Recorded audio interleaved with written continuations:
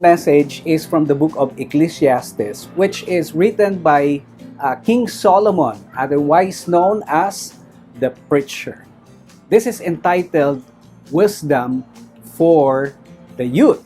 Allow me to just share with you a message that I believe will encourage you as young people to trust in the Lord and see and appreciate His sovereignty even in the midst of pandemic. To start with, allow me to give you a short background. As a result of King Solomon's search for meaning in life under the sun, the preacher concluded that all is vanity. Even one who lives many joyful years can still anticipate days of darkness. While life under the sun viewed purely from an earthly perspective, all is vanity. That does not mean one should simply give up in despair. Throughout the book of Ecclesiastes, the preacher has counseled his readers to enjoy what God has given them. So the lessons gleaned through the preacher's own experience needs to be learned by everyone, especially the young. Otherwise, they may waste years running after things that really don't satisfy and miss out on the true enjoyment of life available to them in their youth. So to make sure that young people do not miss the lessons he has learned, the preacher directs his attention towards them as he prepares to draw his book to a close. In Ecclesiastes chapter 11, verses 9, all the way to chapter 12, in verse 7, we find wisdom for the youth. And the first of which is, rejoice in your youth. Let me read chapter 11, verse 9. It says, rejoice, young man, during your childhood, and let your heart be pleasant during the days of young manhood, and follow the impulses of your heart and the desires of your eyes. Yet no God will bring you to judgment for all these things. Number one, I would like for you to understand that God wants you to have a good time. Even during this pandemic, yes, He wants you to be joyful and to do things that are pleasing to Him. The preacher had counseled earlier in chapter 9, verses 7 to 10, and I encourage you in your free time to find time reading chapter 9, verses 7 to 10 for you to understand more. Therefore, the preacher is encouraging us to take advantage of the youthful capacity to enjoy life. And secondly, don't lose sight of the judgment. Meaning, you will have to give an account of what you do. At the end of the day, when your life will end here on earth, you will face judgment before God. And God will judge both the righteous and the wicked. So none are exempted. Therefore, be selective in what you do to have fun. Meaning, not everything that will give you enjoyment will be something that will honor and glorify our Father in heaven. God has created man with the energy to enjoy life, especially when we are young. And as long as that energy is directed in the right channels, youth is to be a time of great joy. Along the same vein, the preacher advises the young to, secondly, remove sorrow and evil from your heart. Let's read verse 10. So remove grief and anger from your heart and put away pain from your body, because childhood and the prime of life are fleeting. Wow, what a wonderful verse. Let me share two things coming from these verses. Number one, remove sorrow from your heart. Sorrow deprives one of the joy they should have in their youth. Okay? How many of you experience sorrow because you have been quarantined for a long time? For several months, especially last 2020, all of us, whether you are young or old, we were quarantined. But some of you probably experienced going out already, and that sorrow has gone. And the preacher is telling us sorrow deprives one of the joy they should have in their youth. So it's a matter of choice. Enough sorrows comes without our help. So make sure that we do not add to it through youthful indiscretions, which leads to our next point. Remove evil from your flesh. What does it mean? Youthful indiscretions contribute to much sorrows, such as the wrong kind of companions, or succumbing to enticements of the wicked, and doing things that are pleasurable, but that doesn't necessarily mean glorifying our God in heaven. Childhood and youth are fleeting. Don't waste them on things that only brings much grief and sorrows in life, especially later on in your life. You will have much regret because many young people today, they just think of today. They want to be happy, but they don't think of the consequences tomorrow. Youth, while short, can be a wonderful time of life. The key is to heed the next admonition, which has already been alluded in references concerning the judgment. And that is to, number 3, remember God in your youth. This is a very famous text in chapter 12 of Ecclesiastes, chapter 12, verse 1. It says here, remember also your Creator in the days of your youth, before the evil days come and the years draw near when you will say, I have no delight in them. Two things from this particular verse. One, serving God is not just for the elderly. Are you happy? Is that does sound something great and good for you? That serving God is not just for the elderly. That means you're not disqualified. As a matter of fact, great men of God serve Him from their youth. Let me give you some examples. Remember Joseph the dreamer? He was called by God at his young age. Samuel the prophet. David, the one who fought against the great Goliath. King Solomon, the son of David. Josiah, and many others. God called them while they are still young. Daniel, Jeremiah, and many others. As a matter of fact, in the New Testament, Jesus provided the proper example as well. It is recorded in chapter 2 of the book of Luke.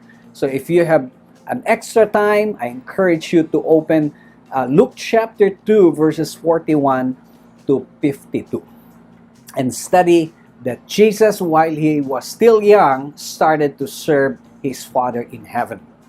Another example is Timothy, who had known the scriptures from childhood, was to be an example to others. So from his childhood, because of the example of his mother, and as well as his grandmother, he started to study the scripture and continued to grow in his knowledge of God. Second thing that I'd like for us to notice from this particular verse is that serving God will help you make the right choices in life. So it will make you wise in making decision, even as it helped Joseph, the example that I told you a while ago. And if you read Genesis chapter 39, you can see how Joseph grow in his wisdom of God, that after he has gone through difficult things in life while he is still young, he grew up with wisdom and make right decisions. And also, it also helped Daniel. In Daniel chapter 1, Daniel is an example for us that God has given him wisdom because he chooses to serve God. And not the king, not everyone else, but he chooses to serve God even if he loses his life. Serving God in your youth will help avoid many things that bring sorrows and prepare you for the days of darkness that will come in our life. Like this pandemic, nobody expect that it will happen.